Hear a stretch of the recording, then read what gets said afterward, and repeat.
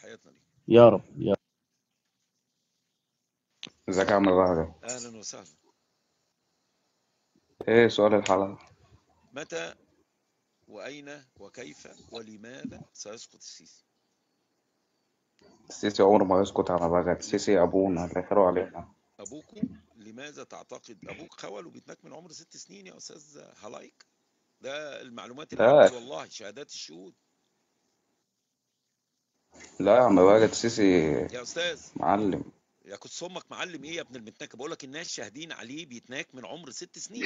انت ابن متناكه صحيح؟ يعني ايه معلم يا ابن المتناكه؟ زائد الاسعار زي عاوز الفل. اقول لك امك، انت ماذا استفدت من المعلم ابوك اللي بيتناك من عمر 6 سنين؟ اتفضل يا استاذ.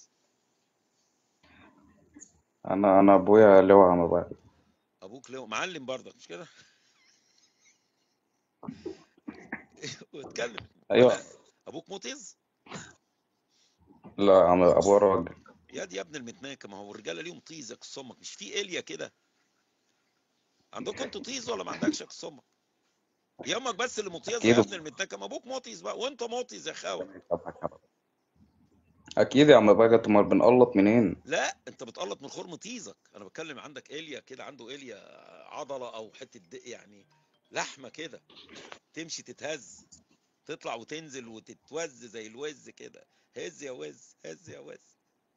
رد يا خاوه. لا، السيسي عمره ما يسكت وتحيا السيسي. ماشي. لماذا تعتقد ان السيسي عمره ما هيسقط يا ابن الوز؟ شايف انت مش شايف العالمين يا عم بهجت، وشايف ايه في المراسي، وشايف طب يعني العاصمة طب الإدارية. هو اللي هيسقط السيسي يا كصمك الناس اللي قاعدين في العلمين وفي مراسي والعاصمه الاداريه؟ اللي هيسقط السيسي الجوعه والمساكين اللي عايشين في ربوع جمهوريه مصر العربيه. مش دول اللي هيتناكوا مع سقوط السيسي. مين قال لك ان في جوع في مصر؟ لا لا مين لا ضحك ابدا. عليك وقال ما لك كده؟ فيش. الناس اللي شبعانين في مصر بس ما بياكلوش زيك يا ابن اللواء، وما بيروحوش مراسي وما بيروحوش العلمين ولا ساكنين في العاصمه الاداريه، دول اللي هيسقطوكوا ومتناكين، مش عاوزين حقهم برضك؟ يعني انت وابوك تاخدوا في العاصمه الاداريه وهم لا؟ انت وابوك تروحوا مراسي والعلمين وهم لا؟ كص امك، ما هو بيقول لك اشمعنى احنا يا اولاد المتناك؟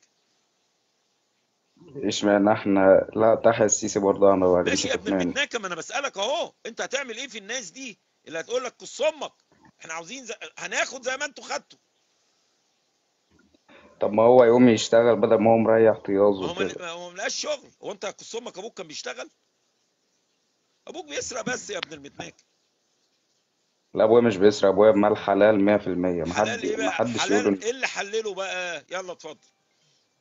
بيشتغل عرق جبينه، وبيشتغل وبيتعب. بقى قول لنا بيتعب ايه بالعرق؟ يعني ابوك هو بيعمل ايه مثلا؟ بينام على بطنه والسواح اللي بينزلوا في العلمين وفي مراسي بيقعدوا ينكوه فبيعرق؟ ما هو الالم في الطيس برضه. ممكن واد سايح زبره جامد زي عمك بهجت كده، ولا زي الناس المحترمه اللي قاعدين.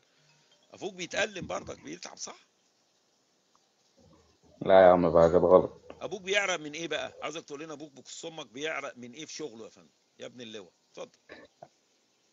يا عم بهجت، اللواءات اللي في مصر والضباط دول هم اللي حامينا. يا ابن المتناكه قول لي بقى، انت قلت لي بيعرق، نخلص يا كس امك الاول من العرق وبعدين نروح على الحمايه. اتفضل. ابوك بيعمل ايه عشان بيعرق يا بيعرق. كس امك؟ اتفضل. بيقبض على الناس المدمنين اللي في مصر، واللي مدمنين؟ بينظف مصر. يعني يا كس امك اللي هو بينزل يقبض على الناس المدمنين، وابوك اللي هو شرطه؟ ايوه يا عم بهجت. يعني هو يبيع لهم المخدرات يا ابن المتناكه ويقبض عليهم؟ ومين بيتاجر في المخدرات غير ابوك اللي زيه يا ابن الوسخ؟ رد يا ابن الاحبه، رد. عاوزك انت تفسر لي الحته دي عشان بس تفصصها لي لان انا عم غبي. بهجت لو سمحت، نعم. في سؤال مهم أنا آسف. ممكن أستاذ هلابك يقول لنا عنده كام أخ، بيصرفوا كام، بيقول لأبوه بيشقى وبيتعب، عايزين نعرف ماشي. التعب ده بيدخل لهم مرتب كام، بدي عليه. عايشين فين، بدي ساكنين عليه. فين. أقول له سيبك من حاجة. يا عم بهجت، نعم. تحيا مصر يا عم بهجت. اكيد طبعا يا كس مش امك ناوي تحيا تنزل؟ مصر. اكيد يا ابن الوسخه تحيا مصر. امال تحيا كس امك يعني؟ ما لازم تحيا مصر هلا. وتعيشي يا طب ما مصر يا مصر، تعيشي يا مصر يا مصر. ما تيجي تمص يا. هتيجي تمص ولا لا؟ لا، مش عاوز تمص؟ ما بصش يا عم. مش عاوز تبص لعمك طب بقول بهجت؟ لك إيه يا عم بهجت؟ هلا يا حقير يا حيوان، مش عاوز تبص لعمك بهجت؟ انت مجرب كده تنزل مصر يا عم بهجت؟ همص كل اللي موجودين هناك يا ابن المتنكه. لا انا انزل يتمص لي يا كس امك، مش همص. انت فكرني زي ابوك يا ابن الوسخه. طب جرب بس واحنا هنروقك والله لا يا لا عم يا بهجت. كس امك، لا هنعمل لا لا، انا مستني لما انزل انتوا تمصوا لي يا ابن المتناك. يلا يا اولاد الوسخه يا خولات. تحيا مصر وجيشها ابن الشرموطة اللي خرم سيادة اللواء فيه لون حبة القوطة. ملعون أبوك على أمك الشرموطة اللي ضربتك من خرم طيزها يا ابن المرة اللي طيزه متقورة زي حبة القوطة في حلة المحشي دمعتها كده مظبوطة. أقول كمان يا ابن المرة اللي بتاخده دائما من ورا، ولا نكتفي بهذا؟ حمل. أنا مين يا أستاذ؟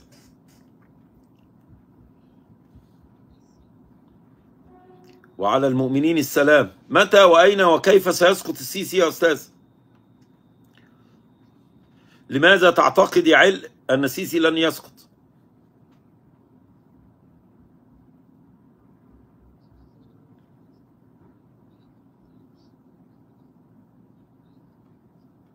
كل البلد أمك حباه؟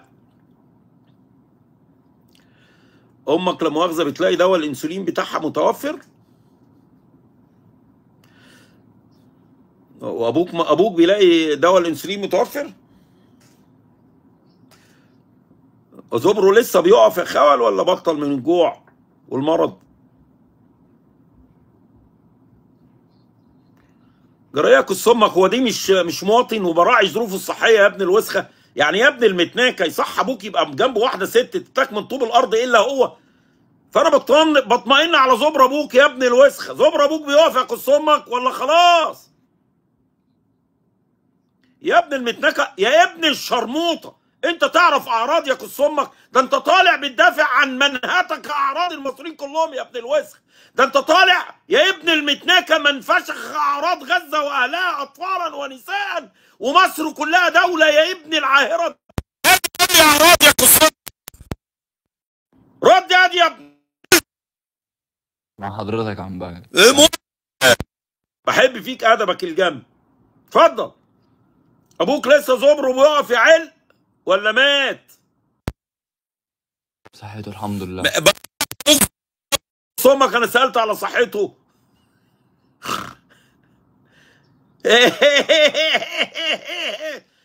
يالا بتسمع اوف واح، يالا بتسمع الولايه بتصرخ. لا يا راجل يخرب بيتك، بتسمع انت الكلام ده؟ بتسمع يا ابني ولا لا؟ لا يا عم بهجت ما اسمعش. متناك ارميه تحت. انا اتكلم مع عيل ابوه زمره وما بيقفش. يلا يا ابن الوسخه تيجي مخنث زي السيسي. يلا على ابو امك. صوتك عندك دوشه. طب الأستاذ بتاع تحيا مصر وجيشها ورئيسها اطلع قول لنا تحيا ليه، يمكن أحييه.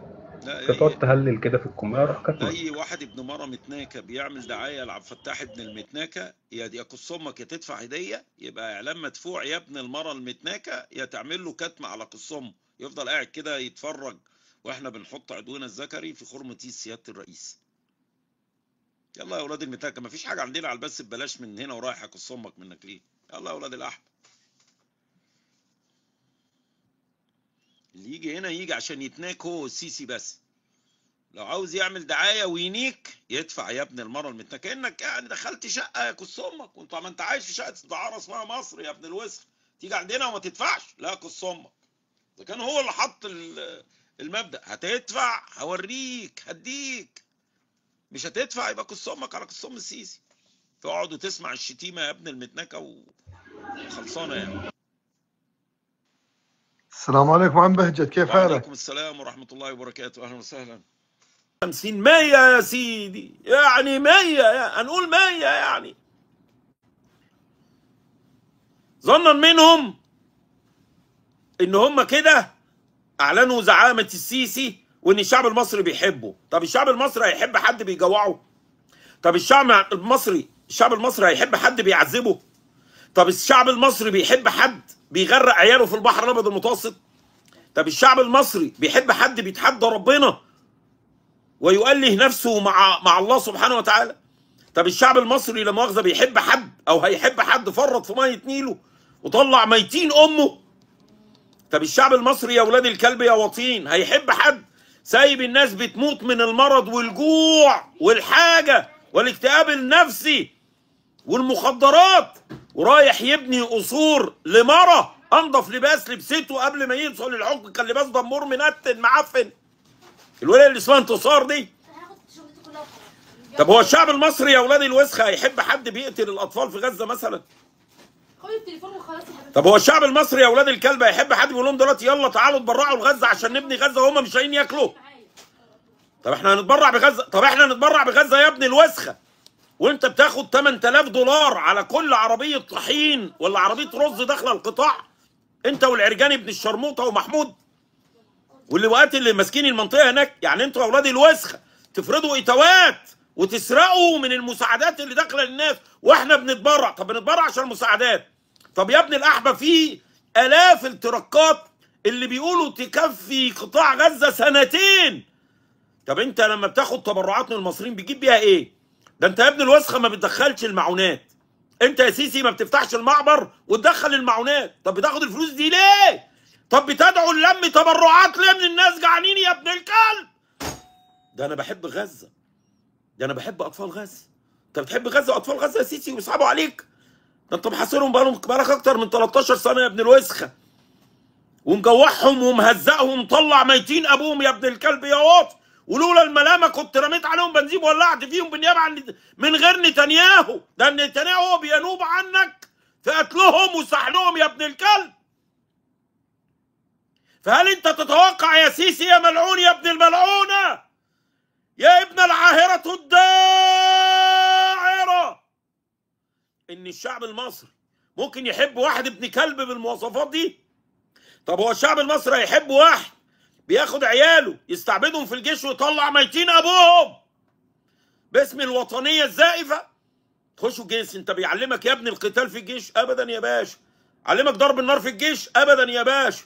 علمنا ابقى عسكري سيكي اجيب الخضار للمدام واورنيش له الجزمه يا باشا واتجسس على العساكر يا باشا واخد عياله واديهم المدرسه واجيبهم من المدرسه يا باشا. علمونا اقعد بصندوق خضار في السوق انافس النسوان الغلابه اصحاب الايتام في اكل عيشهم يا باشا. علمونا اخد بلدوزر واروح اهد بيوت الناس يا باشا. طب علموك حاجه في حب الوطن يا ابني؟ وطن مين يا باشا؟ ملعون ابوه اللي عاوزه يا باشا. ده انا عاوز بس اخلص الجيش عشان يدوني الباسبور اطفش من البلد بنت الوسخه دي. وانت ما دخلتش الجيش ولا حبا في الوطن؟ وطن مين يا باشا؟ ملعون ابوه على اللي عايشين فيه. بس دلني على الطريق يا باشا، دلني على الطريق يا باشا يا بيه واديني اي تذكره وباسبور ابونيه اخش بيه اي مطار ولو حتى في دوله موقعها في كبانيه اكلهم خرا شربهم بول لكنهم عايشين احسن من عيشه المواطن ابن العاهره ابو الهول. صنم وعايش في بلد جعانه ومحطوط عليها يا ولداه اطفالها بيغرقوا في البحر بالالافات في السنه. الراجل بيستلف ويبيع اللي وراه واللي قدامه عشان يبعت ابنه ال8 ولا ال9 سنوات لأسرة في أوروبا تتبناه. معقولة ده يا خلق الله؟ معقولة يا ناس؟ راجل يستلف من ناس ألوفات ويحط ابنه في الصحراء ويدعي المولى يعدي وما يموتش من العطش والجوع، ولما يعدي على ليبيا يدعي ربنا ينجيه من العصابات والضباع والسبوع عشان يرميه في البحر بالليالي يتعرض للموت مرة واثنين وثلاثة، ولو ما ماتش يا غالي يرموه في أوروبا في الإحداثيات في المعسكرات. تيجي تتبناه أسرة يا ولداه يعيش معاها بالليالي والشهور والسنين، يا ترى هيبهتوا عليه ويجعلوه واحد منهم، ولا هيعود لابوه عشان يسد الجميل اللي عليه؟ جميل ايه يا بهجت يا خرا؟ ده الراجل رمى ابنه في الصحراء وفي البحار وفي القرى، معقولة يبقى ده جميل؟ ما هو يا حبيبي يا مسكين طفل عديم المستقبل، عديم التعليم، ما عندوش صحة، ما عندوش وجبة، ما عندوش أمل في كرامة، ما عندوش أمل في بلد ولا في دولة ولا في مستقبل. أبوه أنقذه لما رماه في البحر، بالظبط يا ولداه زي قصة سيدنا موسى. بس سيدنا موسى كانت تدابير الله عشان سيدنا موسى يتربى في مكان للأحرار، اتربى وسط الفرعون وزوجته، وشبع من لبن أمه بعد ما إيه وشت بيه أخته. ووشت هنا مش استندال، إنما وشت عيلة الفرعون بأمه بعد ما رفض يرضع من أي حد غير أمه. معقولة يا ناس؟ الدولة بنت المرة الشرموطة اللي مجوعة أهاليها وأطفالها وناسها، يا ريتها كمان جوعتهم وسابتهم في حالهم، جوعتهم بالذل ووصمتهم بالعار. ولما ابن الكلب الملعون الجحش الحمار المدعو عبد الفتاح السيسي أبو خرم أوسع من الجلاكسي، لما يقولوا له جعانين يقول لك وماله، ما انتوا لازم تشبعوا من جوعكم يابا. هو الشبع من جوع؟ طب والعطش يا إلهنا ومولانا؟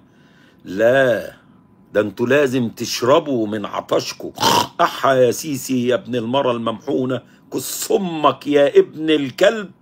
محتاج فدان واثنين وثلاثة وعشرة.